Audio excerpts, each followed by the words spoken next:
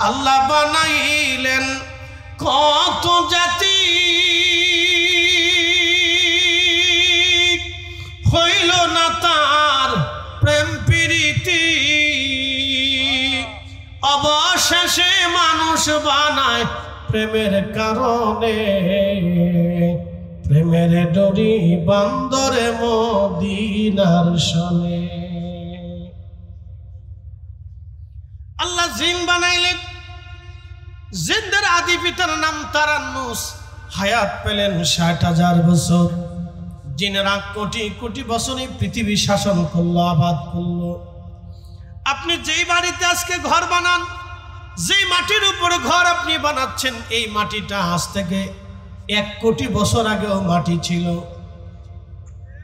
একসাথে বলবেন না আল্লাহু আকবার। যেই বাংলাদেশ আপনি দেখেন, ১ কোটি বছর আগেও এটা বাংলাদেশ ছিল, ১ কোটি বছর আগেও হিন্দ ভারত ছিল, ১ কোটি বছর আগেও পাকিস্তান আফগানিস্তান ছিল, ১ কোটি বছর আগেও পৃথিবী ছিল। কিন্তু এই পৃথিবীতে বসবাস করত জিন জাতি, জিনেরা আল্লাহ বসবাস করলেন। জিন জাতির আদি পিতার নাম তারান্নুস, জীবনে হায়াত পেয়েছিলেন ৬০,০০০ বছর। সুবহানাল্লাহ। বাজ্যে কত হাজার? আর আমি আপনি হ্যাঁ, এই ৬০ বছর পাইয়ে কত দেমাগ, কত কুতাকুতি। ইস সিনাসলি মানে সিনাসলি বেড়া মানে সিনাস।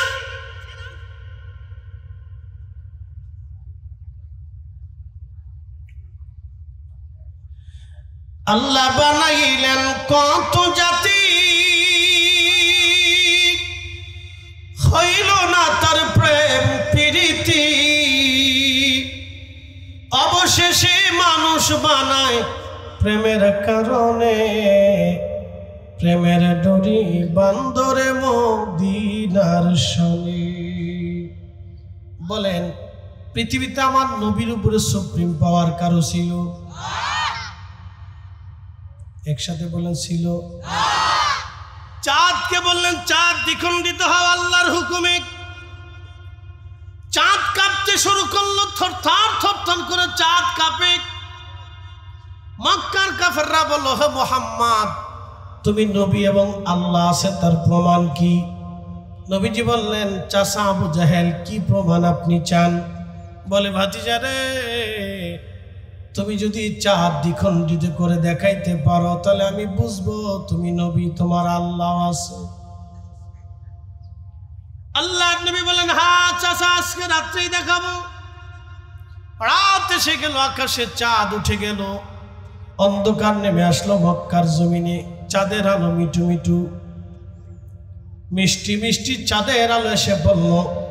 আল্লাহ নবী সবাইকে নিয়ে দাঁড়িয়ে গেলেন, আঙ্গুল দিয়ে ইশারা করে বলেন, এ চাঁদ, তুমি আল্লাহর হুকুমে দ্বিখণ্ডিত হয়ে যাও। চাঁদ কাঁপা শুরু করলো, থরথর থরথর করে চাঁদ কাঁপতে লাগলো।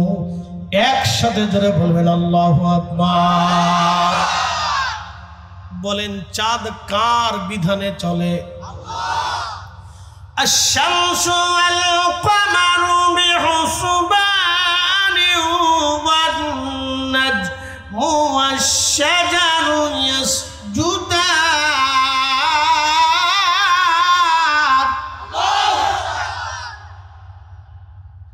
আল্লাহ বললেন, চাঁদ এবং সূর্য তার নিজস্ব কক্ষপথে আমি আল্লাহর আইনে চলতে থাকে। চাঁদকে হুকুম দিলেন নবী, চাঁদ আল্লাহর আইনে, চাঁদ আল্লাহর আন্ডারে। পৃথিবীর কোন দেবতা ভগবানের আন্ডারে চাঁদ নাই। চাঁদ আল্লাহর আইনে, আল্লাহর বিধানে, আল্লাহর নিয়ন্ত্রণে। হুকুম দিলেন আল্লাহর নবী, অমান্য যদি হয়, চাঁদ জানে আজীবন জাহান্নামের অতল গহ্বরে আমাকে শাস্তি পেতে হবে, কখনো আমার মালিক জাহান্নাম থেকে বের করবে না। চাঁদ থরথর করে কাঁপতে লাগলো, দ্বিখণ্ডিত হয়ে চাঁদ দুইটা ভাগে বিভক্ত হয়ে জাবালে আবু কুবাইস পাহাড়ের দুই পাশে চাঁদ চলে গেল। একবার জোরে বলা যাবে আল্লাহু আকবার। বর্তমান পৃথিবীর দুইটা দেশ সুপ্রিম পাওয়ার, এক রাশিয়া আর এক আমেরিকা, সমস্ত শক্তি নিক্ষেপ করে যদি চাঁদের উপরে তারা বোমা নিক্ষেপ করে, পারমাণবিক বোমাও যদি নিক্ষেপ করে, তাও চাঁদ কিছুই হবে না। কথা কন না কেন? ঠিক কিনা? চাঁদ চলে কার আইনে? কিন্তু নবী ইশারা করলেন, চাঁদ দ্বিখণ্ডিত হয়ে গেল। আমার রসুলের চাইতে সুপ্রিম পাওয়ার পৃথিবীতে কারো নাই। তারপরও আল্লাহর নবী ছোট্ট বাচ্চা দেখলে সালাম দিতেন, আসসালামু আলাইকুম ওয়া রাহমাতুল্লাহ। বাচ্চাদেরকে নবী সালাম দিতেন। একসাথে বলবেন আল্লাহু আকবার। কাদেরকে সালাম দিতেন? বাচ্চাদেরকে সালাম দিতেন। আর আমরা সালামের লাগে বইতে কেডায় সালাম দিব? মুসলমান সালাম আগে দিবেন। সালাম এর অর্থ হলো নবী নিরহংকার ছিলেন, কোনো অহংকার ছিল না আমার নবীর। এত বড় সুপ্রিম পাওয়ার জাত, তার কোনো অহংকার দুনিয়াতে নাই। যাকে ভালোবাসলে আমার আল্লাহ সর্বোচ্চ মর্যাদা আল্লাহ তাকে দিলেন।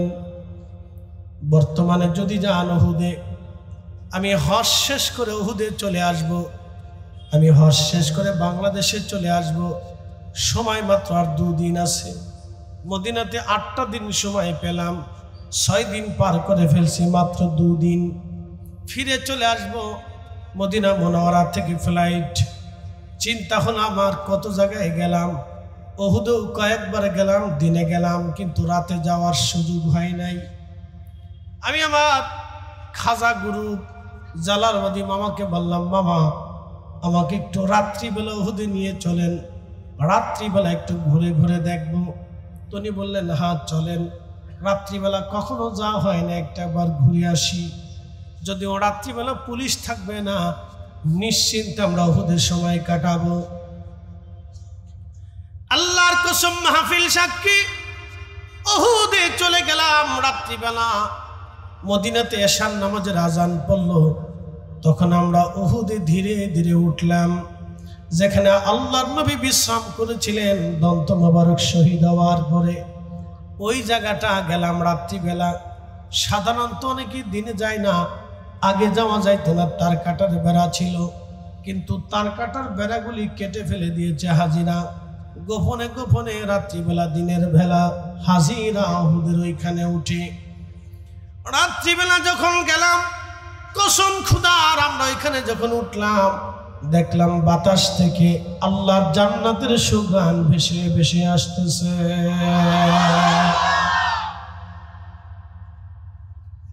শোনেন, আমি আমার নাককে ফাঁকি দিতে পারবো না, আমি আমার জিন্দেগিকে ফাঁকি দেওয়ার কোনো সুযোগ নাই। ঘ্রাণ আসতেছিল, এত চমৎকার ঘ্রাণ বাতাসে আসতেছে, আপনি এখনো গেলে এখনো পাবেন, যদি নসিব ভালো হয়। ঘ্রাণ আসতেছে, শুধু ঘ্রাণ আসে, ঘ্রাণ আসে। আমরা আশ্চর্য হয়ে গেলাম। এশার নামাজ পড়লাম, ওইখানে ছোট্ট করে জামাত করলাম।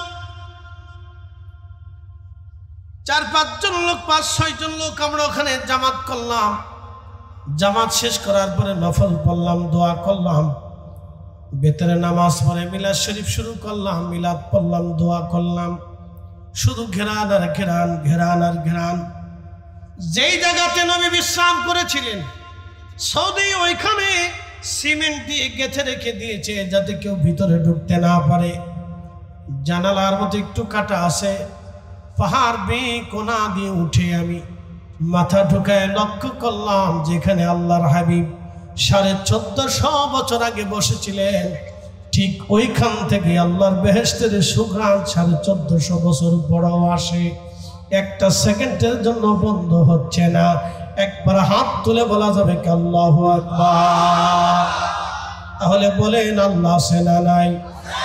আমার রাসূল আছে না নাই? এখনো জান্নাত আছে না নাই? সুঘ্রাণ আসে কি আসে না?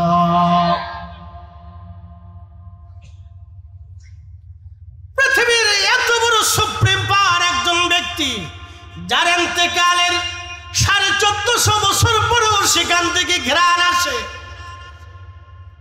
একবারে নিরহংকার, কোনো অহংকার নাই, কোনো অহমিকা নাই। এই জন্য আমার হুজুর কেবলা দেখবেন লক্ষ লক্ষ মানুষ গেলেও কখনো বেজার হতেন না। হুজুর মানুষ যে বলতো হুজুর আপনাকে গালিগালাজ করে, আপনাকে গালিগালাজ করে, আপনার সম্পর্কে বাজে কথা বলে, হুজুর বলতেন বাবা ওরা বুঝে না সেই জন্য বলে, বুঝলে বলতো না। এই কথা কর না কেন? কারণ ওনার এত বড় ম্যান পাওয়ার বাংলাদেশে আর দ্বিতীয়টা আপনি খুঁজে পাবেন কিনা জানি না। কোনো ব্যক্তি বাংলাদেশের কোনো মা জন্ম দিতে পারে নাই ওনার মতো ম্যান পাওয়ার। বুঝেন নাই বুঝি? খাজা বাবা যদি ওই সময় বলতেন তোমরা আমার হয়ে যুদ্ধে নেমে যাও, বাংলাদেশে ওই সময় অন্তত হলো 20 লক্ষ মানুষ জীবন দেওয়ার জন্য রেডি ছিল। 20 লক্ষ মরে যেত, রাস্তা ছাড়ত না। মিনিমাম 20 লক্ষ মানুষ ওই সময় মারা যাইত, রাস্তা ছেড়ে দিত না। এরকম হুজুরের মুরিদ সন্তান ওই সময় ছিলেন। বাবাজি যদিও কালের বিবর্তনে ভাটা পড়ে গেছে, কিন্তু হুজুর কেবলার মুরিদ ওই সময় এমন ছিলেন 20 লক্ষ মানুষ জীবন দিয়ে দিবে কিন্তু মাঠ ছাড়বে না, এমন হুজুরের মুরিদ সন্তান ছিলেন। এরকম ম্যান পাওয়ার বাংলাদেশে আর দ্বিতীয়টা হবে না। কথা কন না কেন? তারপরেও তিনি নিরহংকার ছিলেন, অহংকার মুক্ত ছিলেন। শুধু কি ম্যান পাওয়ার ওনার ছিল, আল্লাহ প্রদত্ত একটা কালবের শক্তি আল্লাহ ওনাকে দিয়েছিলেন। উনি আকাশের দিকে তাকে বৃষ্টি চাইলে আল্লাহ বৃষ্টি দিত। কথা কন না কেন? একটা দিনের জন্য যার বাড়ি কখনো খাদ্যের সংকট হয় নাই, লক্ষ লক্ষ মানুষ গেছে খাবারের সংকট পড়ে নাই, আল্লাহ এতটা বছর ধরে খাবার চালিয়ে যাচ্ছে, এরকম দৃশ্যটা বিরাট অদ্বিতীয়। কথা বলেন ঠিক কিনা? কিন্তু নিরহংকার ছিলেন। আপনাকে বুঝতে হবে কালবের শক্তি কত বড় শক্তি। আমি আসতেছি আপনাকে বোঝানোর জন্য, আপনাকে আসতেছি, অপেক্ষা করেন। কোরআন নাজিল হয়েছে কালবে। কোরআন নাজিল কোন জায়গা হয়েছে? একসাথে বলেন কোন জায়গা? কালবে। বুঝতে হবে কোরআন নাজিল তো আল্লাহ ব্রেনে নাজিল করতে পারতেন, কালবে করলেন কেন? আমাদের দেশে একজন তো বলে ফেললো যে কাল্ব মাথায় থাকে। তো কাল যদি মাথায় থাকে তাহলে তার মাথা অপারেশন করার দরকার। তার মাথায় গন্ডগোল ঢুকছে, তার মাথায় গন্ডগোল, বুঝে না অসুস্থতা আছে। ভাবে যে বলে ফেললেই বুঝি মহারাজা হয়ে গেলাম। না না, বলে ফেললেই মহারাজা হওয়া যায় না। নির্ভুলটা বলতে হবে, ভুলটা বলা যাবে না। যারা নির্ভুল বলে তারা অরিজিনাল বক্তা, আর মাঝে মধ্যে ভুলে, মাঝে মধ্যে আজারিয়া বাজারিয়া ফাজারিয়া এগুলি যারা বলে তারা বক্তা না। তারা হলো নিজেকে জাহের করার জন্য বলে যে আমি বিরাট কিছু জানলেওয়ালা ছাতা মানুষ, এগুলি করে।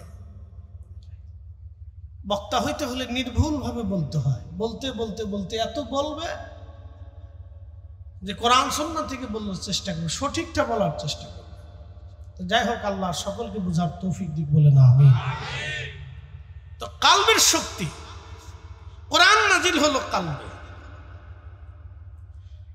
আলিফ লাম মিম, আলিফ লাম রা, ইয়াসিন, তাহা, নুন,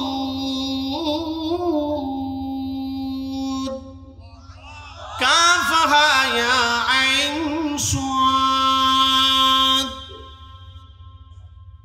কোরআন শরীফ যখন নবীজির কালব মোবারকে আসলো, কালব মোবারকে আসার পরে কোরআন শরীফ আসলো কালবে। আল্লাহ নবী ঘেমে যাচ্ছেন, ঘেমে যাচ্ছেন, ঘেমে যাচ্ছেন, ঘেমে যাচ্ছেন। ঘাম বন্ধ হলো, কোরআন নাজিল বন্ধ হলো, আল্লাহ নবী স্বাভাবিক হয়ে গেলেন। যখন কোরআন নাজিল হলো তখন নবী একরকম, কোরআন নাজিল বন্ধ হয়ে যাওয়ার পরে নবী স্বাভাবিক হয়ে গেলেন। সাহাবীদেরকে বললেন, সাহাবীরা আল্লাহ এই সময় আমাকে কোরআনে, আমার কালবে কোরআন নাজিল করে আল্লাহ বলে দিলেন আলিফ লাম মিম। এর অর্থ নবী কখনো করে দেন নাই। সাহাবীরা কিছুই বুঝতেই পারলেন না, কি বললেন আল্লাহ নবী। যিনি জিব্রাইল তিনিও জানেন না।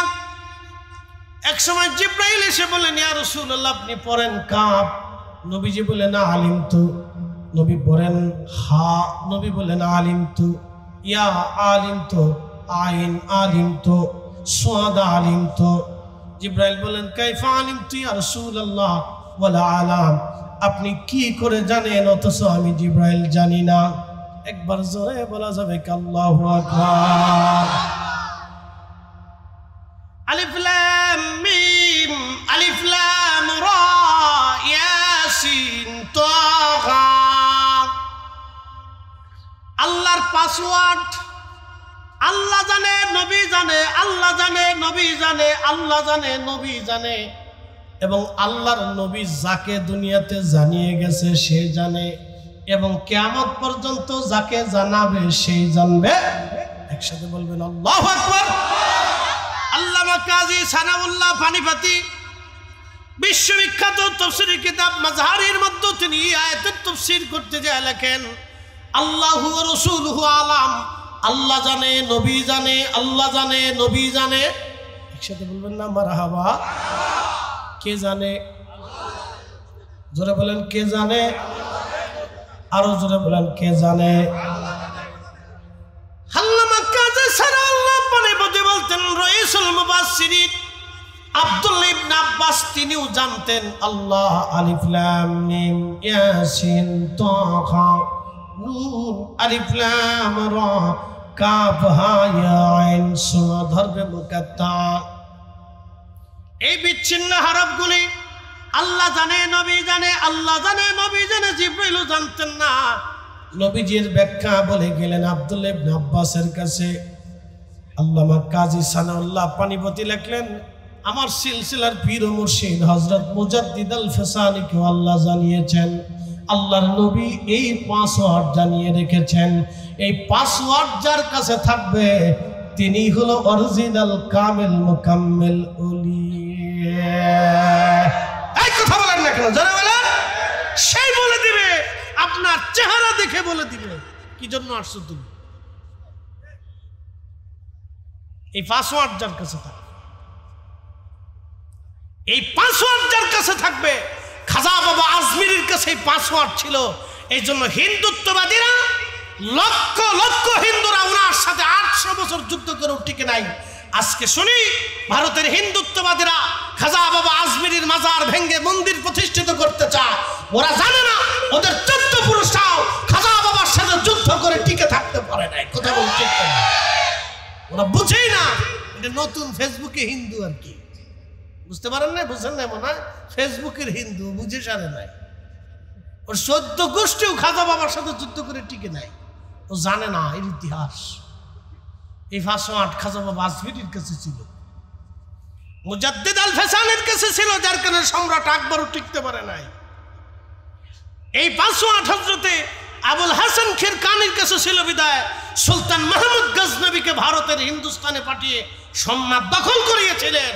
এই পাসওয়ার্ড ওনার কাছে ছিল বিদায় সুলতান মাহমুদ গজনবী জিহাদের সোমনাথ মন্দির দখল করে নিয়েছিলেন। কোটি কোটি লক্ষ লক্ষ হিন্দুত্ববাদের সেই দিন পারে নাই, পাসওয়ার্ড ছিল ওনাদের কাছে। একসাথে বলবেন আল্লাহু আকবার। এখন আমাদের দেশে অনেকেই ওলি স্বীকার করে না, না করলে তো জোর করে করানো যাবে না। কথা ঠিক কিনা? পাসওয়ার্ড থাকতে হবে, পাসওয়ার্ড থাকতে হবে। সবার কাছে পাসওয়ার্ড নাই, যার কাছে আছে সে অরিজিনাল। সে একমাত্র দরজা খুলতে পারবে, আল্লাহর সাথে কালাম করতে পারবে, আল্লাহ রসুলের সাথে মুরাকাবায় কথা বলতে পারবে। আসতে হয়ে গেল না? সুবহানাল্লাহ জোরে বলবেন। পাসওয়ার্ড থাকতে হবে। মাদারীপুরবাসী মনোযোগ দিবেন, পাসওয়ার্ড থাকতে হবে আপনার। পাসওয়ার্ড না থাকলে কথা বলা যাবে না। পৃথিবীতে 4 জন খলিফা ছিলেন, আবু বকর, ওমর, উসমান, আলী। এই 4 জনের কাছেও পাসওয়ার্ড ছিল। একসাথে বলা যাবে না আল্লাহু আকবার। এই পাসওয়ার্ড এই 4 জনের কাছে। মিশরের নীল নদে প্রাচীন মিশরীয়দের বিশ্বাস ছিল কোন জীবন্ত কুমারী মেয়েকে নিয়ে নীল নদের পানি নিয়ে জবাই করার পরে ওই পানির ভিতরে রক্ত গড়িয়ে গড়িয়ে পানির সাথে মিশলে মিশরের নীল নদে জোয়ার আসত। এটা ছিল তাদের প্রাচীনকালের বিশ্বাস। এই বিশ্বাসে বহু নারীর জীবন চলে গেল। আহা, বহু ছোট্ট কুমারী মেয়ের জীবন বহু চলে গেল। কত মার কলিজার আর্তচিৎকার, কত মেয়ের আর্তচিৎকারে মিশরের নীল নদের কিনারা ভারী হয়েছিল, কিন্তু কেউ কর্ণপাত করে নাই, কারণ ভ্রান্ত মিথ্যা বিশ্বাস।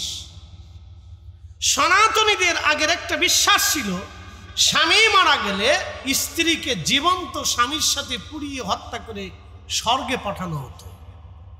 এক ভ্রান্ত বিশ্বাসের উপরে তারা থেকে কোটি লক্ষ লক্ষ নারীর জীবন আগুনের মধ্যে পুড়ে নিঃশেষ হয়ে গেল। আহা,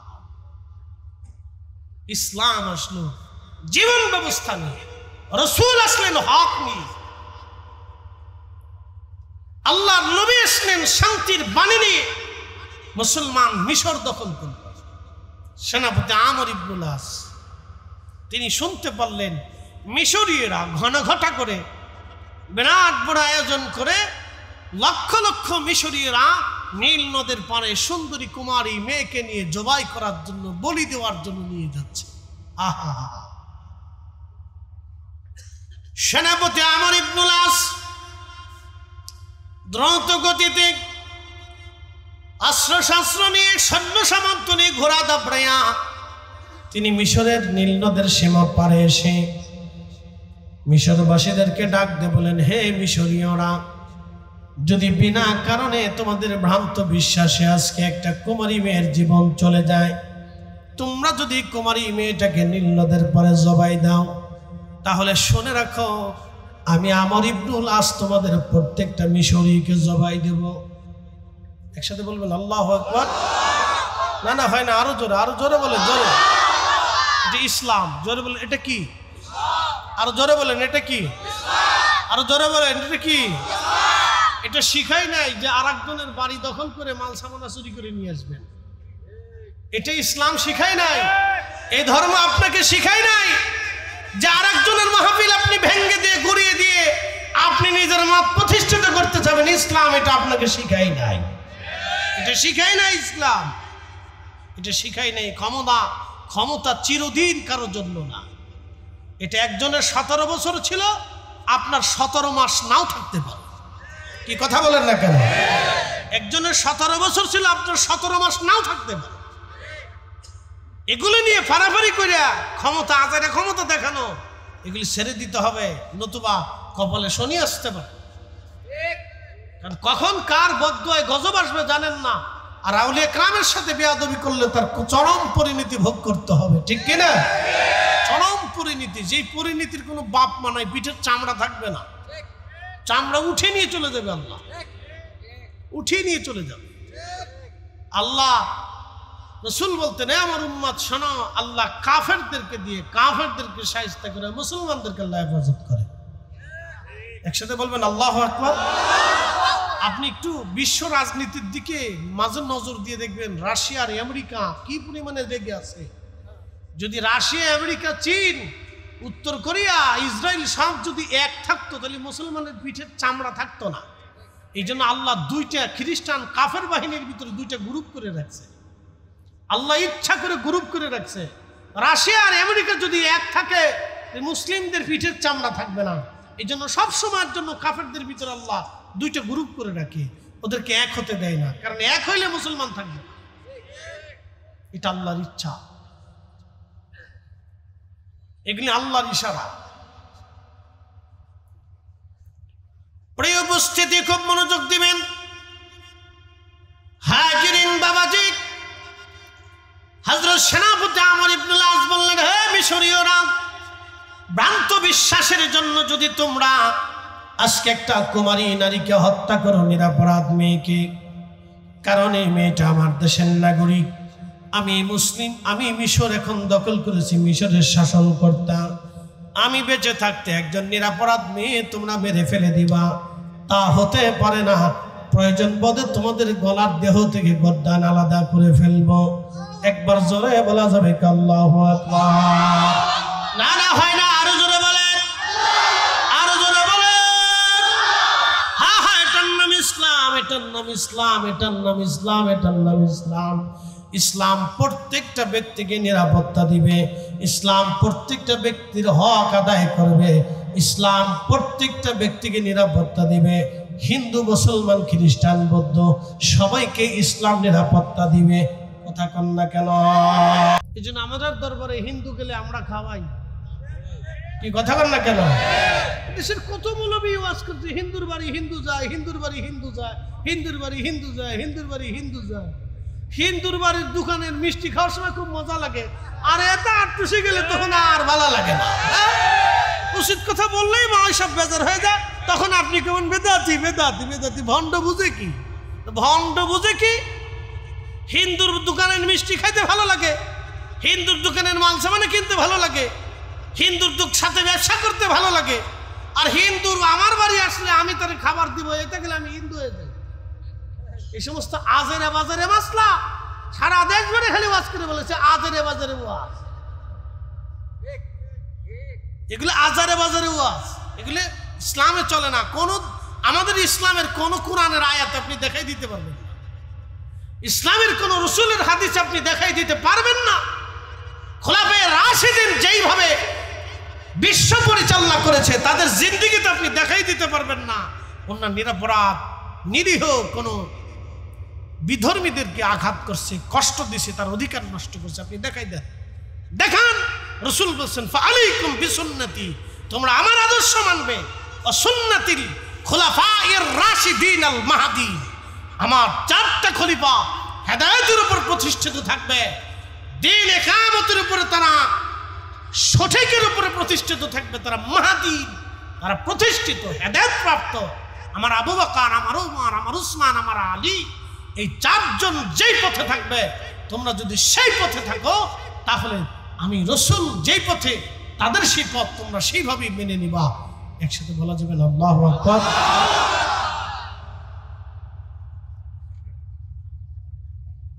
আমাদের দরবারে হিন্দু যাওয়ার জন্য কত কথা শুনতে হয়েছে জাকেরদের। কি কথা কর না কেন? কত কথা শুনতে হয়েছে, বাপরে বাপ, তুলে ধনা করে ফেলছে। প্রত্যেক ওয়াজে ওয়াজে তুলে ধনা করছে। যদি জিজ্ঞেস করি ভাই কোন দলিলে বললেন, আপনি বলেন কোন আল্লাহর বিধানে বলছেন? খোলাফায়ে রাশিদিন তো চারজন খলিফা ছিলেন, আল খেলাফতুল মাহদিন, তারা সত্যনিষ্ঠ খলিফা। তাদের মতো খলিফা পৃথিবীতে আর কোনোদিন হবে না। নবী বলতেন আল খেলাফতু সালাসুনা সানা, খেলাফত 30 বছর চলবে, সহিহ বুখারী হাদিস। খেলাফত পৃথিবীতে 30 বছর চলবে, তারপরে মুলকিয়াত আসবে। আর সুলতান জিল্লুল্লাহি ফিল আরদ, এরপরে সুলতানরা আসবে, শাসক গোষ্ঠী আসবে। আর সুলতান জিল্লুল্লাহি ফিল আরদ, শোনো আমার উম্মত, শাসকরা হচ্ছে জমিনে আল্লাহর ছায়া। আল্লাহ যেইভাবে সবাইকে খাবার দেয়, আল্লাহ যেইভাবে সবাইকে ওষুধ দেয়, আল্লাহ যেইভাবে সবাইকে সূর্যের আলো দেয়, আল্লাহ যেইভাবে সবাইকে বাতাস দেয়, আল্লাহ যেইভাবে সবাইকে অক্সিজেন দেয়, শাসক গোষ্ঠীরা এইরকম প্রত্যেকটা প্রজাকে নিরাপত্তা দিবে, তার খাবারের ব্যবস্থা করবে, তার ওষুধ পথ্য নাগরিক সুবিধা প্রত্যেকটা নাগরিককে সে দিবে। হিন্দু, মুসলমান, বৌদ্ধ, খ্রিস্টান সমানভাবেই সে দিবে। একসাথে বলবেন না আল্লাহু আকবার। আপনি রসুলের কথা বুঝে তারপরে ফতোয়া দিয়ে, হ্যাঁ, বুঝা নাই সুজা নাই, সলিমুদ্দিন মাস্টার ভাই খালি চিনলে, খালি চিনলে।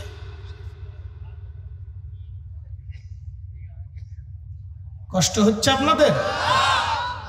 আমার আত্মপক্ষ সমর্থন করার কি অধিকার আছে না? আমার কথা কর না কেন? আছে না? আপনি আমাকে চোর বললে কি আমি চুপ থাকবো নাকি? হ্যাঁ, আমাকে ভণ্ড বললে কি আমি চুপ থাকবো নাকি? আমার তো জবাব দিতে হবে। আমার তো আত্মপক্ষ সমর্থন করার অধিকার আছে। তা আপনি বললে তো আমাকে বলতে হবে। আপনি যখন আমাকে বলবেন তখন আমি আপনাকে বলব। আপনি যখন আমাকে ইট মারবেন তখন আমি পাটকেল মেরে দিই। আপনি যখন আমাকে আঘাত করবেন তখন আমি আপনার সুমা দিতে পারি না, তো আপনাকেও আমি আঘাত করব। কি কথা কন না কেন?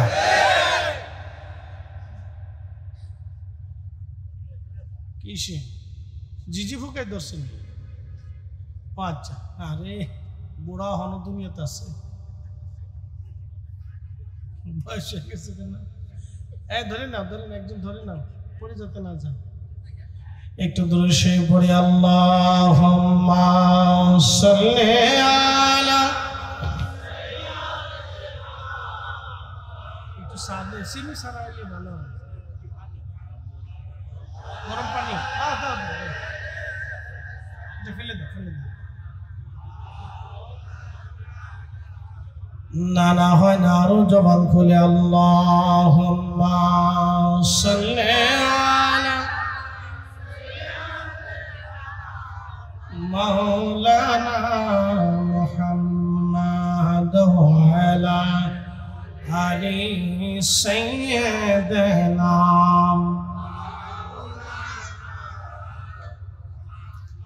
কখনো তোমাকে যদি ভুলি, হেদায়েতের আলো জেনে নিও কাছে তুলি,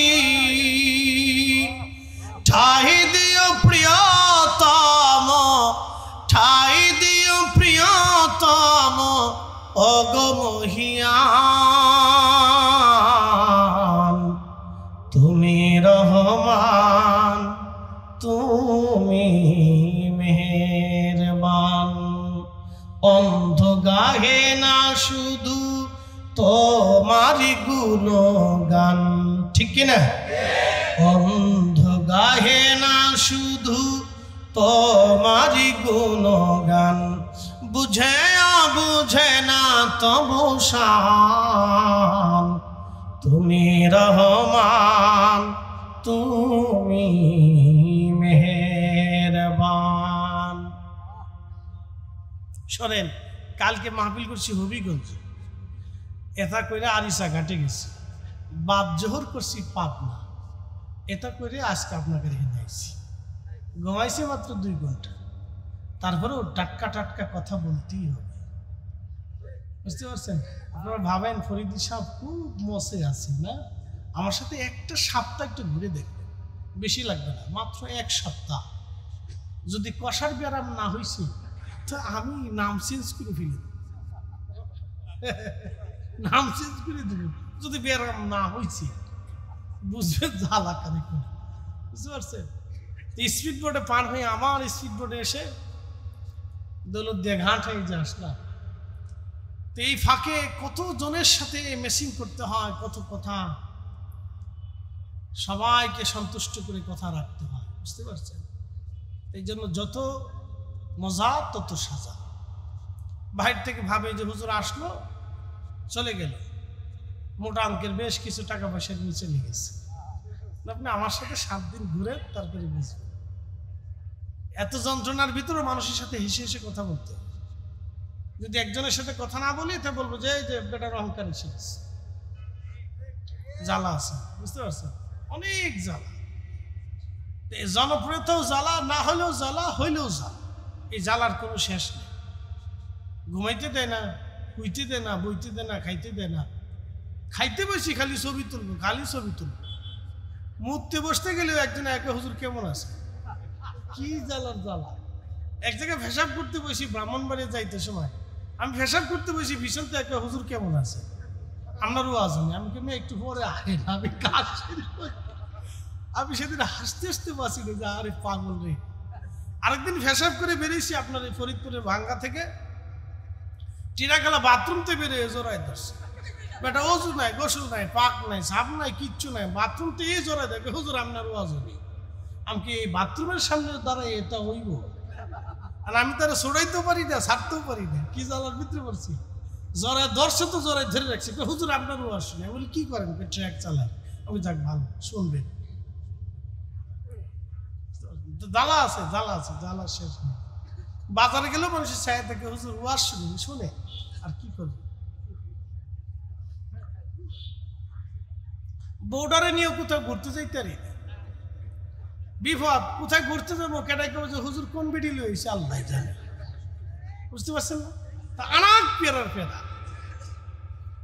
ভিডিও করে কবে যে হুজুর কার জন্য বউ লইছি লইছি, কোন বেডি লয়ে ঘুরতেছে আল্লাহ জানে। তা আনাক পেরা, পেরার কোনো শেষ নেই। আমার ওয়াইফ খালি আফসোস করে তোমার লোকে বিয়ে কইয়া জীবনে শান্তি পেলাম না, আমাকে একটু ঘুরতেও যাইতে পারলাম, আমাকে তোমার আর ঘোরার দরকার নাই, বাঁচবে তো। যত মজা তত সাজা। মানুষকে আল্লাহ অনেক সুযোগ দিছে, শাস্তিও মানুষের কঠিন হবে। কথা কন না কেন? জাহান্নামের ইন্ধন মনে আসেনি আপনাদের? জাহান্নামের ইন্ধন খড়ি লাকড়ি কি হবে? মানুষ আর পাথর। এখান থেকে ওয়াজ আমি অনেক দূর নিয়ে গেছি। মানুষ আর পাথর হবে জাহান্নামের খড়ি ইন্ধন। সেই দিনগুলি কত বড় ভয়াবহ হবে কোরআনে আমার আল্লাহ বললেন, আমার আল্লাহ রাব্বুল আলামিন বলেছেন, ও আমার বান্দারা তোমরা শুনে রাখো, তোমরা জেনে রাখো, ওই দিনটা কত বড় হবে। দুনিয়ার 1 সেকেন্ড করে 60 সেকেন্ডে 1 মিনিট হয়, 1 মিনিট করে 60 মিনিটে 1 ঘন্টা হয়, 1 ঘন্টা করে 24 ঘন্টায় দিন ও রাত হয়, 24 ঘন্টার দিন ও রাতে 365 দিনে একটা বছর হয়। একটা বছরের হিসাবে এইভাবে একটা না দুইটা না 50,000 বছর এক জায়গা করলে যত বড় হয়, ওই দিনের দিন হবে তত বিরাট। একবার আওয়াজ তুলে বলা যাবে আল্লাহু আকবার। তারুজুল মালাইকাতু ওয়ার রূহু ইলাইহি ফি ইয়াউমিন কানা মিকদারুহু 50,000 সানা। দুনিয়ার 50,000 বছর এক জায়গা করলে যত বড় হবে, হাসরের একটা দিন হবে বাবা তত বড়। আল্লাহর নবী বলেন, উম্মত শুনে নাও, এই হাসরের ময়দানে 3 জায়গা সন্তান মাকে ভুলে যাবে, মা সন্তানকে ভুলে যাবে, বাবা সন্তান ভুলে যাবে, সন্তান বাবা ভুলে যাবে, ভাই ভাইকে ভুলে যাবে, বন্ধু বন্ধুকে ভুলে যাবে। সাহাবীরা বলেন, ইয়া রাসূলুল্লাহ কোন 3 জায়গা? নবী বলেন, আল্লাহর নবী ডাক দিয়ে বলেন, সাহাবীরা রে, মিজানের পাল্লা যখন চলতে থাকবে, নেকের পাল্লা ওজন হবে, গুনার পাল্লা ওজন হবে, ওই কঠিন সময় বান্দারা ফেল ফেল করে তাকায় থাকবে। সবার মনে বিরাট বড় চিন্তা, কি রায় আল্লাহ আজকে দিবে। ধরেন সুপ্রিম কোর্টের 3য় বেঞ্চ, সবশেষ বেঞ্চ, যিনি প্রধান বিচারপতির আন্ডারে একটা বিচার রায় গেল, জীবনের শেষ রায় ফয়সালা দিবে প্রধান বিচারপতি। জীবনের শেষ ফয়সালা তাকে দিবে, ফাঁসি দিবে না খালাস দিবে, নাকি যাবজ্জীবন জেল তার জরিমানা করা হবে। এমন মামলার কোনো আসামি যখন সুপ্রিম কোর্টের বিচারপতির সামনে দাঁড়ায় যায়, তখন ওই লোকটা খুবই পেরেশান থাকে। ওই সময় মা বাবা ভাই বোন সবাইকে সে ভুলে যায়, শুধু বিচারপতির দিকে তাকায় থাকে, কি রায় দিবে, কি রায় দিবে, কি রায় দিবে, কি রায় দিবে, কি রায় হবে। এ রায়ের অপেক্ষায় ওই দিন আল্লাহর বান্দা দাঁড়িয়ে থাকবে, ফেল ফেল করে তাকায় থাকবে। আল্লাহর নবী ডাক দিয়ে বললেন, সাহাবীরা রে শুনে রাখো, আমি নবী সময় ভুলে গেলেও আমি রাসূল সেই দিন আমার উম্মত ভুলে যাব না। একবার জোরে বলা যাবে কি আল্লাহু আকবার? আরো জোরে বলেন আল্লাহু আকবার। শ্রেষ্ঠ নবী দিলাম রে তরিয়ে নিতে রোজ হাসরে, শ্রেষ্ঠ নবী দিলাম রে তরিয়ে নিতে রোজ হাসরে, পথ না ভুলি তাই তো দিলে পাক কোরআনের বাণী। খুদা তোমার মেহেরবানি, সুন্দর ফল সুন্দর ফল মিঠা নদীর পানি, খুদা তোমার মেহেরবানি, খুদা তোমার মেহেরবানি। আল্লাহর নবী ডাক দিয়ে বলতেছে, উম্মত এই কঠিন সময় আমি তোমাকে ভুলে যাব না, ছেড়ে চলে যাব না। আমি ওই সময় মিজানের পাশে দাঁড়িয়ে থাকব। আমার উম্মতের নেকির পাল্লা গুনার পাল্লা যখন ওজন চলতে থাকবে, আমার উম্মত আমার দিকে তাকায় থাকবে, গুনাহের পাল্লা ধীরে ধীরে ওজন হয়ে যাচ্ছে। আহা, সেই কঠিন মুহূর্তে কি রায় হবে? উম্মত এই রায়ের অপেক্ষায় তাকিয়ে থাকবে। সাহাবীরা, আমি পবিত্র কালেমা শরীফ নিয়ে আমার উম্মতের নেকের আমল আমার পাল্লায় আমি যখন ছেড়ে দিব, তখন আমার আল্লাহ, আমি রসুল হাত দেওয়ার কারণে আমার উম্মতের নেকের পাল্লা আমার আল্লাহ সেই দিন ভারী বানাইয়া আমার উম্মতের মাফ করাইয়া আমার আল্লাহ জান্নাতি বানায় দেবে। এখন প্রশ্ন হলো, হুজুর তাহলে তো বেঁচেই গেলাম। না না না না, আপনাকে দুনিয়ার থেকে নবী খুশি করে যেতে হবে। কি কথা কন না কেন? রাসূল খুশি করতে হলে কি করতে হবে? কোরআনে আল্লাহ বলে দিলেন, কুল ইন কুনতুম তুহিব্বুনাল্লাহ ফাত্তাবিউনি ইউহিব্বুকুমুল্লাহ ওয়া ইয়াগফির লাকুম যুনুবাকুম আল্লাহু গফুরুর রহিম।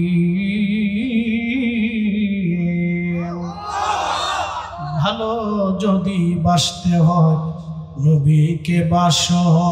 আহা, ভালো যদি বাসতে হয় নবীকে বাসো। নবী তরানেওয়ালা, নবী কামলিওয়ালা, প্রাণের চেয়ে অধিক ভালো নবীকে বাসো। ভালো যদি বাসতে হয় নবীকে বাসো। ভালো যদি বাসতে হয় নবীকে বাসো। সাকারাতের বিছানাতে কি যে যন্ত্রণা, সাত সাগরের পানি দিল তৃষ্ণা মিটে না। সাকারাত মানে মৃত্যু। মৃত্যুর বিছানা এত ভয়াবহ হবে, পৃথিবীর সমস্ত সাগরের পানি যদি আপনার কলিজার মধ্য দেওয়া হয় তখন আপনার তৃষ্ণা মিটবে না। এত ভয়াবহ হবে সেই সময়টা, কঠিন মুহূর্ত সেই সময় কঠিন হবে। আল্লাহর নবী বললেন, উম্মত, আরো এক জায়গা আমার উম্মত পেরেশানির মধ্যে থাকবে, কেউ কাউকে চিনবে না। সন্তান মাকে ভুলে যাবে, মা সন্তানকে ভুলে যাবে, স্বামী স্ত্রীকে ভুলবে, স্ত্রী স্বামীকে ভুলে যাবে। সেটা আমলনামা ডান হাতে হবে না বাম হাতে হবে। এই চিন্তায় যখন আমলনামা দেওয়া শুরু হয়ে যাবে, সবার একই চিন্তা, কেউ আর দুনিয়ার কথা মনে থাকবে না। সন্তান সন্ততি প্রিয়জনের কথাগুলি ভুলে যাবে। ও দুনিয়ার মানুষেরা, যারা অন্যের জমি দখল করে নিজের সন্তানের জন্য রেখে গেলেন, অন্যের টাকা মেরে দিক নিজের সন্তানকে ধনী বানিয়ে যারা রেখে গেলেন, সরকারি অর্থ করি নিজের নামে এনে চুরি করে নিজের সন্তানের জন্য যারা জমা করে গেলেন, আল্লাহর কসম করে বলি, আল্লাহর কসম করে বলি, ওই হাসরের ময়দানে ওই সন্তান, ওই স্ত্রী, ওই পুত্র, ওই মেয়ে আপনার 4 পয়সাও কাজে লাগবে না। ওই দিন, সেই দিন, কঠিন দিনে আল্লাহর দরবারে সে আসামি যখন হয়ে যাবে, বাম হাতে আমলনামা হবে। আল্লাহ বলবেন, বান্দা জাহান্নামে চলে যাও। বান্দা বলবে, ইয়া রাব্বি, যদি আপনি আমাকে একটু রুখসুখ দেন, সুযোগ দেন। বলে, কি চাও? বলে, আমি অন্যায় করেছিলাম আমার মেয়ের জন্য, ছেলের জন্য, বিবির জন্য। আল্লাহ, আপনি তো বড় ইনসাফ বলা, আপনি তো মালিক, ন্যায় বিচারক। আল্লাহ, আমার মেয়েটাকে, সন্তানদেরকে ডেকে দেখি আমার আজকের গুনাহের জিম্মাদারি তারা নেবে কিনা। আল্লাহ, যদি তারা নেয় তাহলে আমার তো গুনাহ কমে গেল। আল্লাহ আমাকে একটু সুযোগ দেন। সেই দিন মানব জাতি আল্লাহর কাছে সুযোগ চাবে। আমার রব, আমার আল্লাহ বলবেন, যাও, সুযোগ তোমাদেরকে দিলাম, ডেকে আনো।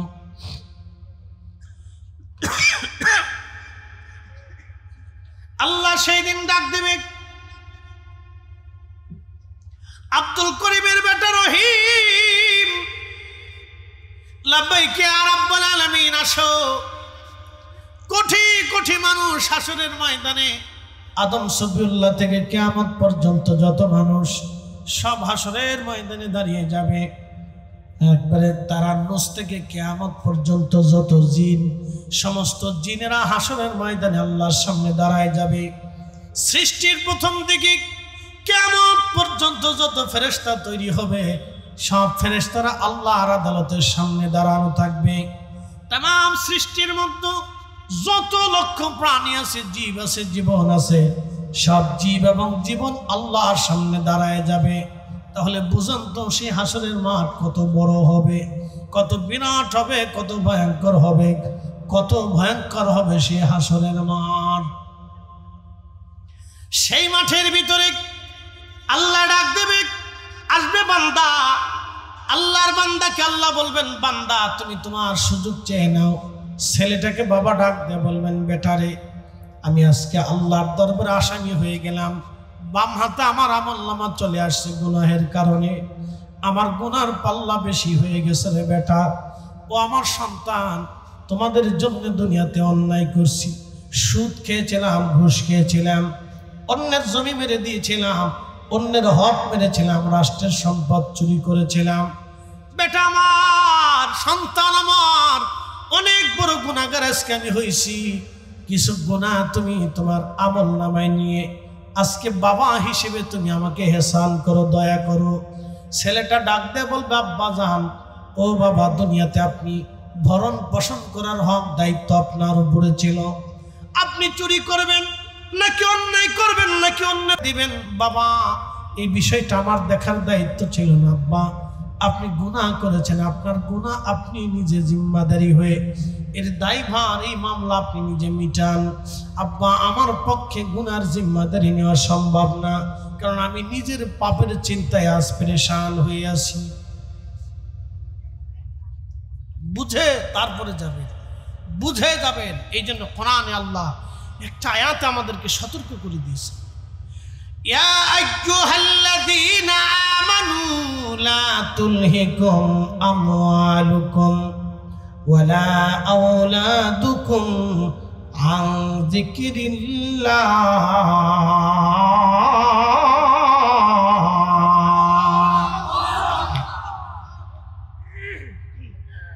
বুঝতে কি কোনো অসুবিধা আপনাদের?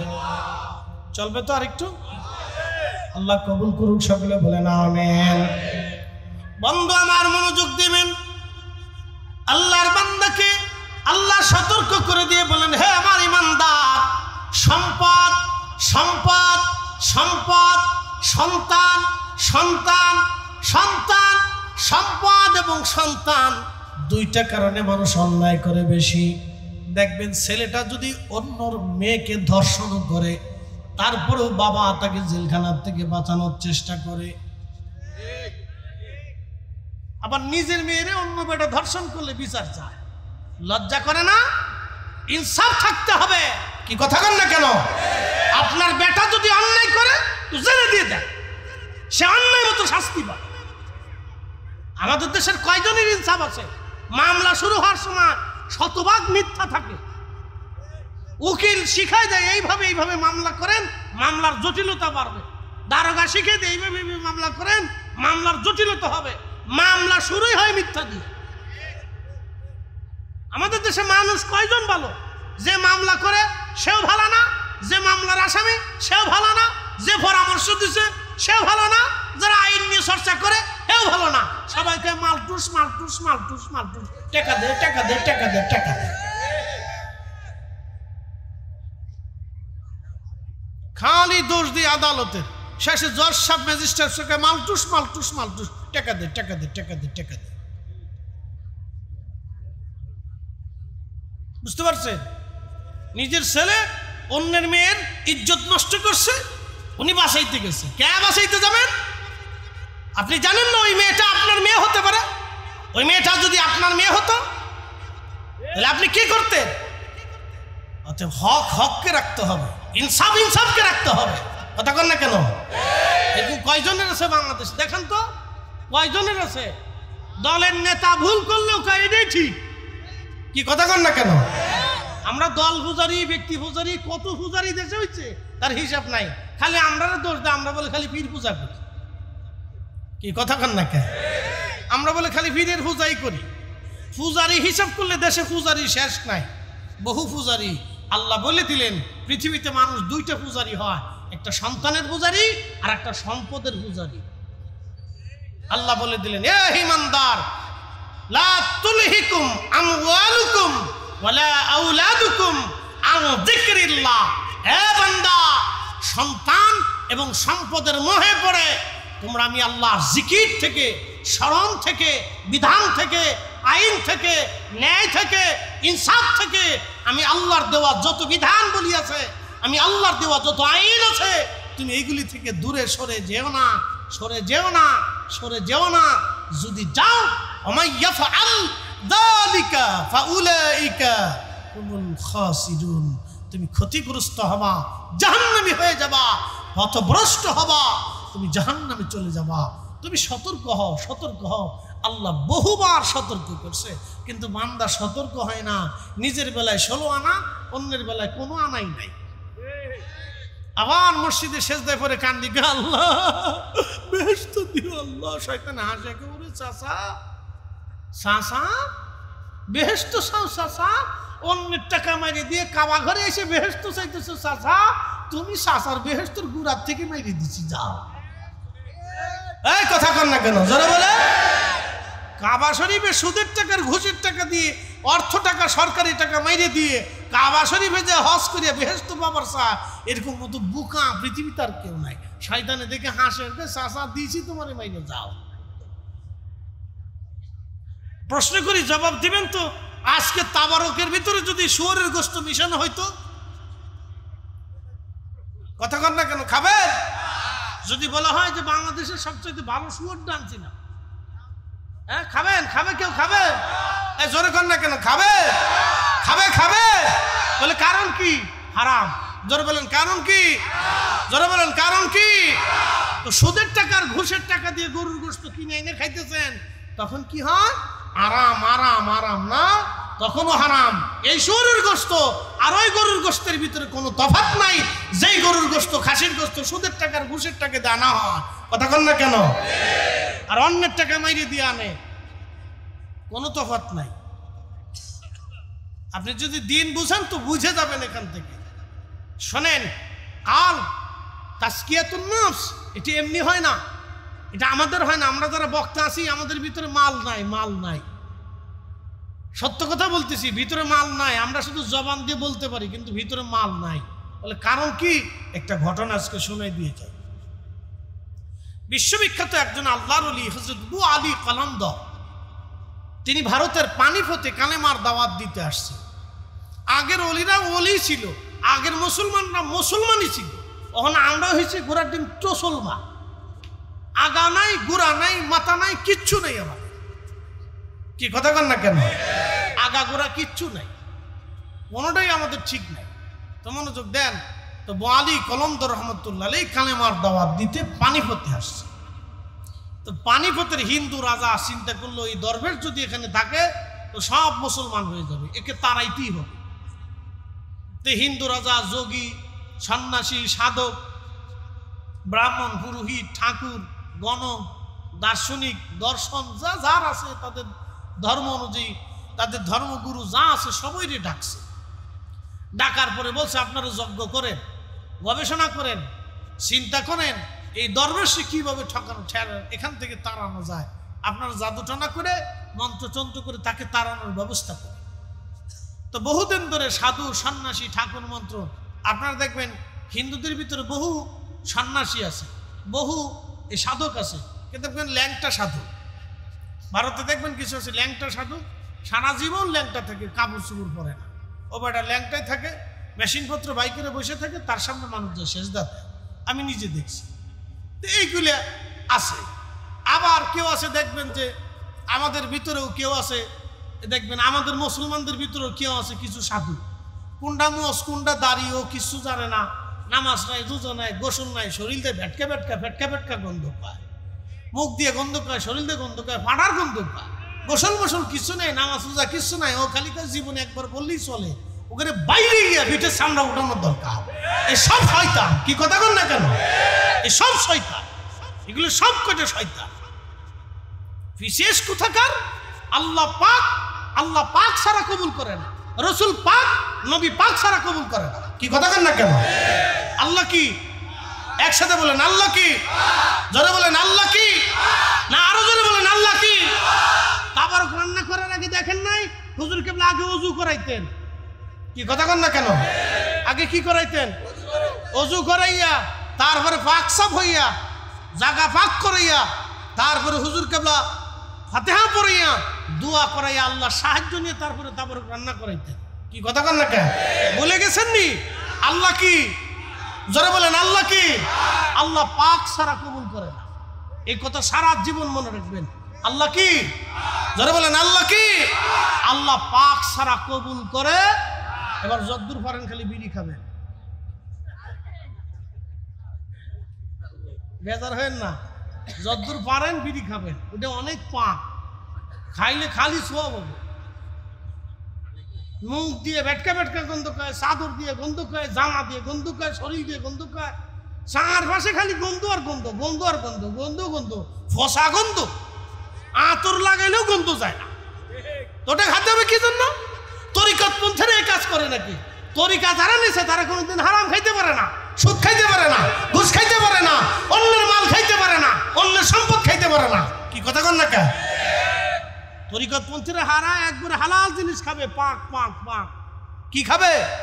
কথা কন না কেন? কি খাবে? পাক পাক পাক জিনিস খাবে।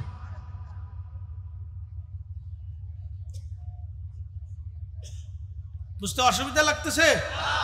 আমি সাচ্চা সাচ্চা কথা বলি, মানে আমার এই জবানের হিসাব কিয়ামতের মাঠে দিতে হবে। কয় টাকা দিবেন আমাকে? কয় টাকা দিবেন? আপনার এই টাকা দিয়ে কি আল্লাহ কিনতে পারবো?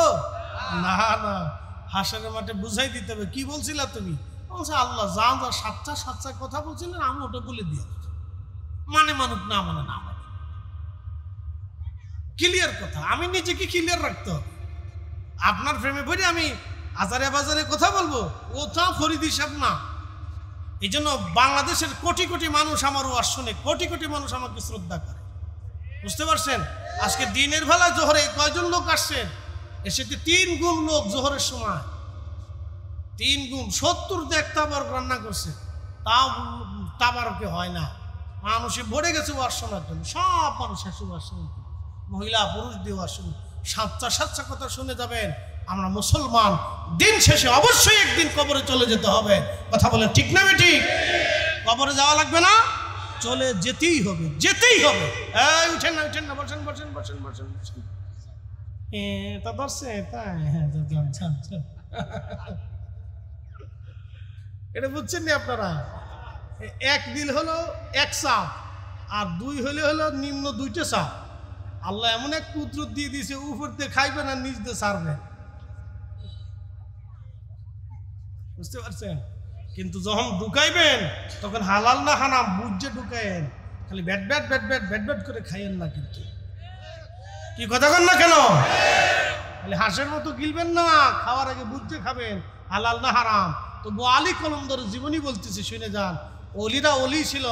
আমার পীর মুর্শিদ আপনাদের দেওয়া জিনিস খাইতেন না, কেন খাইতেন না বুঝে যাবেন আজকে, বুঝে যাবেন আজকে।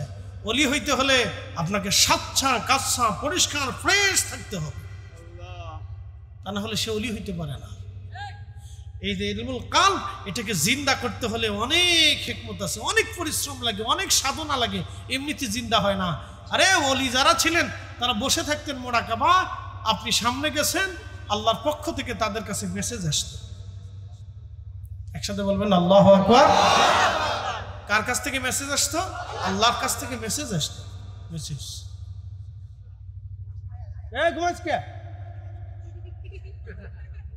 না, ঠিক আছে, মুসল্লি খুব করা, সামনের কাছে রয়েছে বালা মুসল্লি। এরা মুসল্লি, একটা বিড়ির দাম কত রে?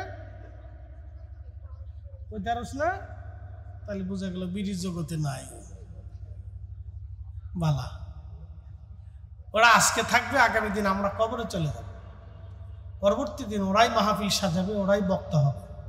আমার আগে অনেক বক্তা ছিল না দেশে, আমাদের সমসাময়িক এখন আমরা আসছি না, মুরব্বীরা বয়স হয়ে গেছে। এই দেখেন আরমানিটোলা সাহেব এখন বয়স হয়ে গেছে, কথা বলতে কষ্ট হয়। একদিন আমারও এরকম হবে, কষ্ট হবে। মানুষ বলবে হুজুর অনেক সুন্দর ওয়াজ করতো কিন্তু এখন আর পারে না। কথা তো সত্য।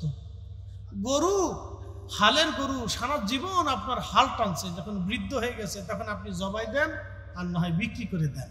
তা আমরা হয়েছি বলে হালের গরু, আপনার জীবনও এরকম হালের গরু, বুড়া হয়ে গেছে, বাড়ি আর দাম নাই, ছেলেকে বাপ খালি পেকের পেকের করে, বৌমা খালি বাপ খালি পটর পটর করে, শ্বশুর আব্বা খালি ঘন ঘন ফেসাল করে আর খাইতে চায়। কথা কর না কেন? অনেক মহিলারা চিন্তা করে যে বুড়া মরে না কে, কি কয় না অনেকে, বুড়া মরে না কে, তার মানে আপনার বয়স হয়ে গেছে, আপনি রিজেক্টেড রিজেক্টেড রিজেক্টেড।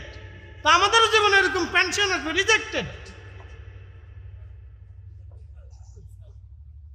হিসাব করতে হবে আগে থেকে, বয়স হয়ে গেলে রিজেক্টেড। এই জন্য কোরআন আল্লাহ বলছেন ইম্মা, শোনেন আল্লাহর কথা, ইম্মা ইয়াবলুগান্না ইনদাকাল কিবার, বান্দা তোমার বাবা মা যদি বৃদ্ধ হয়ে যায়, বুড়া জুয়ানের কথা বলে নাই, ইম্মা ইয়াবলুগান্না ইনদাকাল কিবার, যখন তোমার আব্বা আম্মা বৃদ্ধ হয়ে যায়, বুড়া হয়ে যায়, তখন তুমি কি করো, আহাদাহুমা আও কিলাহুমা ফালা তাকুল লাহুমা উফ, তুমি সুন্দর সুন্দর নরম নরম আচরণ করবে, তোমার আচরণে যেন তোমার আব্বা আম্মা কষ্ট পেয়ে উফ শব্দটা পর্যন্ত যেন না করে। একসাথে বলবেন না আল্লাহু আকবার। কে শিখাইছে? একসাথে বলেন কে? আল্লাহ জুয়ানের কথা বলে নাই, বুড়ার কথা বলছে, রিজেক্টেডদের কথা বলছে। তো আমরা এক সময় রিজেক্টেড হয়ে যাব, বয়স বাড়ি হয়ে যাবে, কণ্ঠেরই শক্তি থাকবে না, ঘন্টার পর ঘন্টায় কথা বলার আর সুযোগ হবে না। একটা পাবনা আর একটা মাদারীপুরে ওয়াজ করা ওই বয়স আর সম্ভব হবে না। হবিগঞ্জ থেকে পাবনা ওয়াজ করে এসে আবার মাদারীপুরে ওয়াজ করা অসম্ভব, এটা আর হবে না, বয়স হয়ে যাবে। তখন একটা করতে যান শেষ হয়ে যাবে, সবার জীবনে হবে। এই জন্য বয়স থাকতে বয়সের মূল্য দিতে হয়, দাঁত থাকতে দাঁতের মূল্যায়ন করতে হয়, হায়াত থাকতে আখিরাতের পুঁজি সদাই কিনে নিয়ে তারপরে কবরে যাইতে হয়। এই কথা বলে কি থাকতে, হায়াত থাকতে আখিরাতের পুঁজি নিতে হয়। আপনারা তরিকা নিছেন না? কি কথা কন না কেন? একসাথে বলেন তরিকা হুজুর কেবলার কাছে নিছেন না? কি ওয়াদা আপনার, জীবনের শেষ নিঃশ্বাস পর্যন্ত রসুল কারীমের সত্য তরিকা ছাড়ব না। সত্য তরিকায় কি মিথ্যা কথা বলার অনুমতি আছে? নামাজ ছেড়ে দেওয়ার অনুমতি আছে? রোজা ছেড়ে দেওয়ার অনুমতি আছে? আল্লাহর কোন বিধান, রসুলের কোন সুন্নত ছেড়ে দেওয়ার অনুমতি আছে? নাই। এই কথাই তো স্যার 20 বছর ধরে বুঝাইতে পারতেছি না। অনুমতি নেই, অনুমতি নেই, অনুমতি নেই। প্রিয় উপস্থিতি, হাজিরিন, হযরত আবু আলী কলন্দর রাহমাতুল্লাহ আলাইহি হিন্দু বৌদ্ধ যারা ছিলেন, হিন্দু সাধু সন্ন্যাসী যারা ছিলেন, রাজার হুকুমে তারা বহু চেষ্টা করলো মন্ত্রতন্ত্র সাধন করে আল্লাহর ওলিকে তাড়িয়ে দেওয়ার জন্যে। সমস্ত চেষ্টা তাদের বিফল হয়ে গেল। সমস্ত হিন্দু পুরোহিত, ব্রাহ্মণ, ঠাকুর ব্রাহ্মণ যারা ছিল এবং সাধু সন্ন্যাসী যারা ছিলেন, গণক এবং কি আপনার দার্শনিক সহ যারাই ছিলেন, সবাই এসে বললেন বাদশা নামদার, এই মুসলিম দরবেশের সাথে আমরা আমাদের সমস্ত তন্ত্রমন্ত্র দিয়ে চেষ্টা করেছি, তাকে কিছুই করা যায় না। আমরা যখন তন্ত্র মন্ত্র করি তখন অদৃশ্যভাবে আল্লাহর পক্ষ, অদৃশ্য আল্লাহ চিনে না, অদৃশ্যর পক্ষ থেকে, অদৃশ্য থেকে একটা শক্তি এসে তাকে সাহায্য করে। একবার জোরে বলেন আল্লাহু আকবার। না না না, জোরে জোরে জোরে জোরে জোরে জোরে হাত উঁচা করে বলেন। এই অদৃশ্য শক্তির মালিককে, এই শক্তিটা আবু আলী কলন্দরকে কে দিয়েছিল? আল্লাহ। আল্লাহ আশহাদু আল্লাহ ইলাহা ইল্লাল্লাহু ওয়াহদাহু লা শারীকা লা, তার কোনো শরীক নেই, তিনি আল্লাহ, তিনি এক। কথা বলেন ঠিক না বেটি? কয়জন? এক আঙ্গুল উঁচা করে বলেন কয়জন? হাত উঁচু করে বলেন কয়জন? সাক্ষ্য দিচ্ছেন আল্লাহ ছাড়া আর কোনো মাবুদ লা শারীকা লাহু, কোনো শরীক নাই। একবারে প্রথম ক্লিয়ার কাট, কি দৃঢ় বিশ্বাস অন্তরের ভিতরে।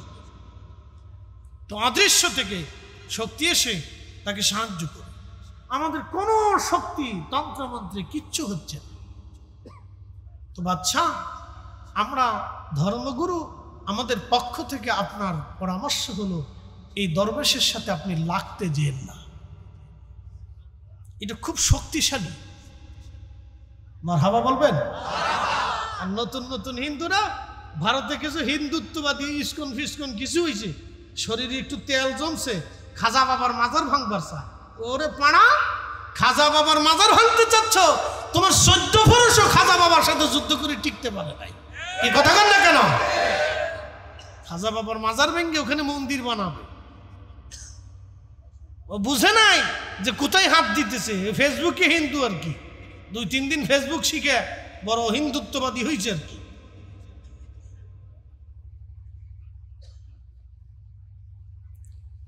প্রিয় উপস্থিতি, খুব মনোযোগ দিবেন। হযরত আবু আলী কলমদার রাহিমাহুল্লাহ, তিনি বাদশা বলে দিলেন, তাহলে বলো তার যে অদৃশ্য থেকে শক্তি আসে এটা বন্ধ কেমনে করা যায়? বলে একটা কাজ করলে বন্ধ করা যাবে। বলে কি কাজ? বলে কাজ হলো মুসলমান হারাম খায় না, আর হারাম খাইলে মুসলমানের আধ্যাত্মিক ক্ষমতা থাকে না। মুসলমান কি খায় না? জোরে কা বাবা, জোরে কা। মুসলমান কি খায় না? না না, একসাথে বলেন, মুসলমান কি খায় না? মুসলমান কি খায় না? জোরে বলেন, মুসলমান কি খায় না? হারাম খায় না, হারাম খায় না। মুসলমান হারাম খায় না। মুসলমান হারাম খায় না, মুসলমানের কি হারাম আছে? বলে মুসলমানের জন্য শুয়োরের গোশত হারাম। তো বাচ্চা বলো সুযোগ তাহলে আছে। কেমন? বলে আমি শুয়োর এনে জবাই করে রান্না বান্না করে আমি তার কাছে পাঠাই দিই, যদি খাওয়াইতে পারি তো শেষ।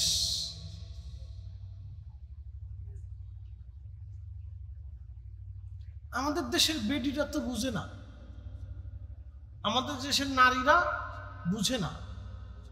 মহিলারা বেপর্দা হইলে তার রুহের শক্তি থাকে না। আসতে বলেন কেন? জোরে বলেন। যত ফুচকা শর্টপটি, বিরাট মার্কেট, বাপরে বাপ, ছাগলে যেমনি খায় অমনি খালি খায়। যত দোকান আছে সব খাইয়ে শেষ করে সামান করে ফেলায়। দোকানদার মনে মনে খুশি হয়ে নাম দিছে বিসমিল্লাহ চটপটি হাউস। আমি আসিয়ার দিকে বিসমিল্লাহ চটপটি হাউস। আমাদের দেশে কত নারী বেহায়া, আপনি যদি বুঝতে চান তাহলে কয়েকদিন আগে ঢাকা স্টেডিয়ামে কনসার্ট হয়েছিল। কনসার্ট আপনি দেখেন, ভিডিওতে দেখবেন যে কত মেয়েরা অর্ধলঙ্গহীন পুরুষের সামনে ছি ছি ছি, এক পুরুষকে জড়িয়ে ধরে যা কুত্তা পর্যন্ত ফেল হয়ে গেছে।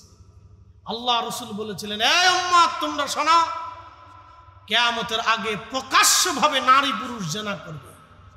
ঠিক আজকের কনসার্টগুলি হলো তাই, আজকে সিরিজগুলি তাই, পার্কগুলি তাই, বিনোদন কেন্দ্রগুলি তাই হয়ে গেছে। নারী পুরুষ প্রকাশ্যে জেনা করে, এটা কিয়ামতের আলামত। কথা বলেন ঠিক না বেটা? প্রকাশ্য জেনা করে কিয়ামতের আলামত। পৃথিবী ধ্বংসের দ্বার প্রান্তে। এ সময় রাসূল করিমের একটা সুন্নাহকে যদি আঁকড়ে ধরে থাকতে পারেন, 100 শহীদের সওয়াব আল্লাহ আপনার আমলনামে দিয়ে দিবেন। না না, একসাথে বলেন, একসাথে বলেন, একসাথে বলেন। আর আমাদের দেশের আলেমরা দেশে এসে মিলাদ বন্ধ করার জন্য, দোয়া বন্ধ করার জন্য।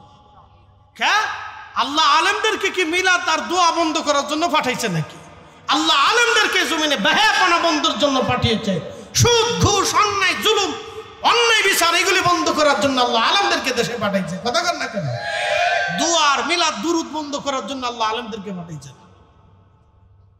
এটা কাজ করবে একটা, করে আর একটা। বলে কি বেদাত, অনেক বড় গুনাহ। তো এত গুনাহ মিলাদে দেখেন, পতিতলায় দেখেন না? কি কথা কন না কেন? এত গুনাহ দুয়ার ভিতরে দেখেন কে ওই যে মদের দোকান দেখেন না, পারলে ওটা ভাঙেন। আল্লাহ দেশের আলেমদেরকে মিলাদ, দুরুদ, সালাম, দোয়া, এই মেহমানদারি এগুলি বন্ধ করার জন্য আল্লাহ আলেমদেরকে দুনিয়াতে পাঠাইছে না। এরা কাজ করবে একটা, করে আর একটা। শোনেন, একটা কথা আজকে বলে দিয়ে যায়, বাড়িতে যদি দোয়ার ইন্তজাম হয়, কোরআন তেলাওয়াত হয়, তো কোরআন কার কালাম? বাড়ি কোরআন খতম হলে কোরআন কার কালাম? আল্লাহর কালাম। মুসলমানের বাড়ি হবে না, তেলাওয়াত হবে না, তো হবে কোন জায়গা বলেন আপনি আমাকে? আল্লাহর কোরআনের তেলাওয়াত মুসলমানের বাড়িতে যদি না হয় তো হবে কোন জায়গা? রসুলের দুরুদ মুসলমানের বাড়ি যদি তেলাওয়াত না হয় তো হবে কোন জায়গা? আল্লাহর জিকির যদি মুসলমানের বাড়ি হয় না তো হবে কোন জায়গা বলে? দোয়া যদি মুসলমানের বাড়িতে না হয় তো হবে কোন জায়গা? হিন্দুর বাড়ি হবে, বৌদ্ধর বাড়ি হবে, মন্দিরের সামনে হবে, তো মুসলমানের বাড়ি তো হবে। কি কথা কন না কেন? কোন জায়গা হবে? মুসলমানের বাড়ি হবে, মুসলমানের বাড়ি হবে। এই জন্য কোরআন তেলাওয়াত, মিলাদ, দোয়া, দুরুদ এগুলি চলবেই, চালাইতেই হবে। কথা কন না কেন? চালাইতেই হবে, বন্ধ করা যাবে? কথা কন না, বন্ধ করা যাবে? হাত উঁচা করে বলেন, বন্ধ করা যাবে? আল্লাহ কবুল করুক, সকলে বলেন আমিন। বেশি বেশি করে বাড়িতে কোরআন খতম দিবেন, তলবে ইলমদেরকে ডেকে এনে কোরআন খতম দিয়ে ওলামা ইকরাম এনে এলাকার মানুষদেরকে দাওয়াত করে এনে দোয়া করাবেন, বাবা মার করাবেন। এগুলি চলতে থাকুক। আমাদের দেশের নারীরা, পুরুষরা দিন দিন দিন দিন দিন দিন দিন দিন ভিন্ন দিকে প্রবাহিত হচ্ছে। এগুলি যত চালাবেন তত তারা এই দিকের দিকে ঝুঁকে আসবে। চলুক না।